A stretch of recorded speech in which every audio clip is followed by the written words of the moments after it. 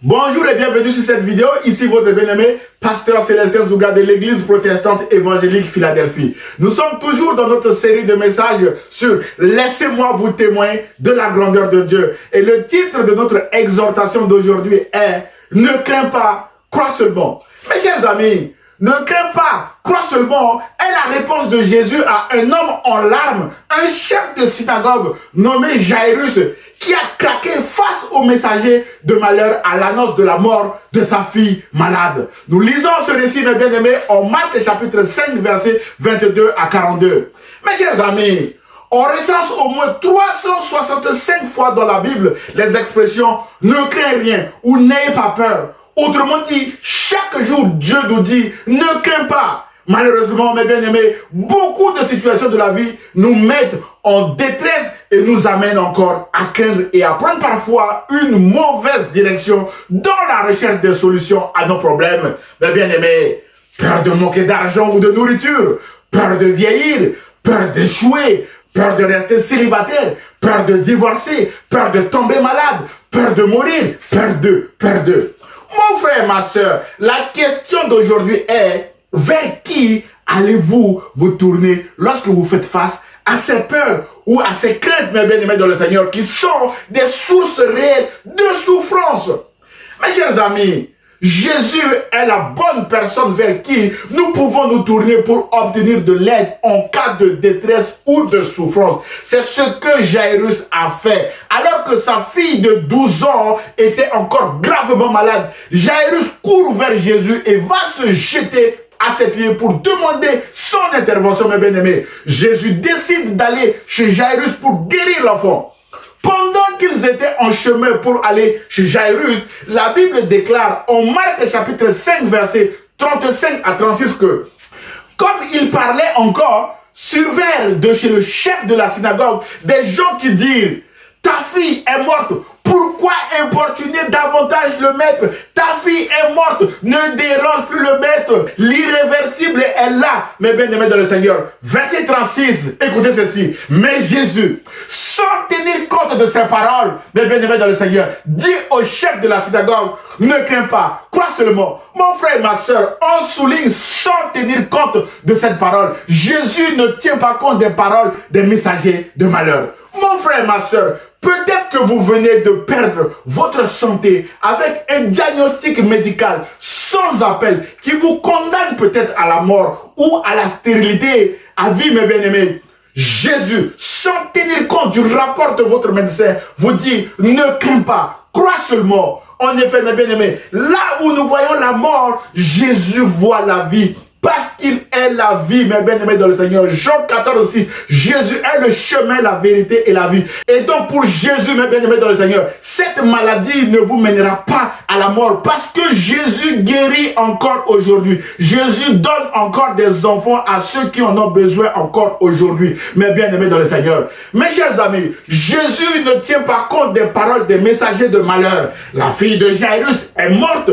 C'est une information juste et vraie, mes bien-aimés. Ce n'est donc pas un déni de la réalité, mais Jésus réagit sans tenir compte de cette parole ou de cette information. La Bible dit que, au verset 36 que nous avons lu tout à l'heure, mais Jésus, sans tenir compte de ces paroles, dit au chef de la synagogue: ne crains pas, crois seulement. Au verset 36, mes bien-aimés dans le Seigneur. Autrement dit, ne te laisse pas détruire par cette information, mon cher Jairus. Ne te laisse pas abattre par cette information, mon cher Jairus. Mais fais-moi confiance, mes bien-aimés. Et vers la fin de ce récit, la Bible déclare que Jésus saisit la jeune fille morte par la main et lui dit: Talitha koumi, ce qui signifie: jeune fille, lève-toi, je te le dis. Aussitôt, la jeune fille se leva et se mit à marcher, car elle avait 12 ans et ils furent dans un grand étonnement. D'après Marc chapitre 5, versets 41 à 42. Mon frère, ma soeur, combien d'informations aujourd'hui nous font peur et nous détruisent rien qu'avec la peur ou la crainte, mes bien-aimés? Combien d'informations aujourd'hui augmentent notre stress, nous rendent inquiets, tristes, malheureux et nous abattent, mes bien-aimés. La Bible déclare que l'inquiétude dans le cœur de l'homme l'abat. D'après Proverbe chapitre 12, verset 25. Alors, mes bien-aimés, ne craignons pas comme Jésus nous le recommande, croyons seulement à Jésus. Mes chers amis, il y a de cela quelques années, j'étais réellement confronté à la crainte et à la peur suite à un licenciement sans cause réelle et sérieuse. Dans la même société où je travaillais, j'avais eu une augmentation de salaire à cause de mes compétences le matin et en fin d'après-midi, j'avais été licencié pour incompétence. Waouh! Une décision, mes bien-aimés, qui me laissait sans voix, sans issue. Mon frère, ma soeur, peut-être que vous venez de perdre quelque chose d'important qui vous tient à cœur. Par exemple, votre travail, comme moi à l'époque, avec une lettre de licenciement que vous venez de recevoir. Jésus, sans tenir compte de cette lettre de licenciement, vous dit, ne crains pas. Crois seulement. Parce que là où vous voyez la fin de tout, comme moi à l'époque, mes bien-aimés, Jésus voit le début d'une nouvelle aventure avec lui dans une autre entreprise ou dans un autre projet pour son royaume, mes bien-aimés. Alors, ne craignez pas, mon frère, ma soeur. Croyez seulement à Jésus, car sans Jésus, vous ne pouvez rien faire dans cette situation, mes bien-aimés dans le Seigneur.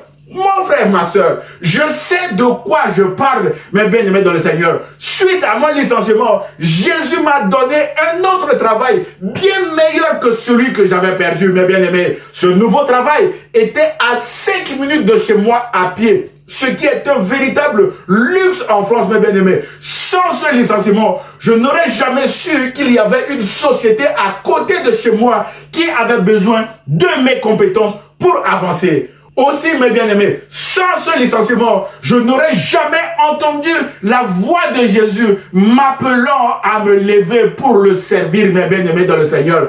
Mes chers amis, le pire événement de notre vie va nous conduire vers d'autres appels.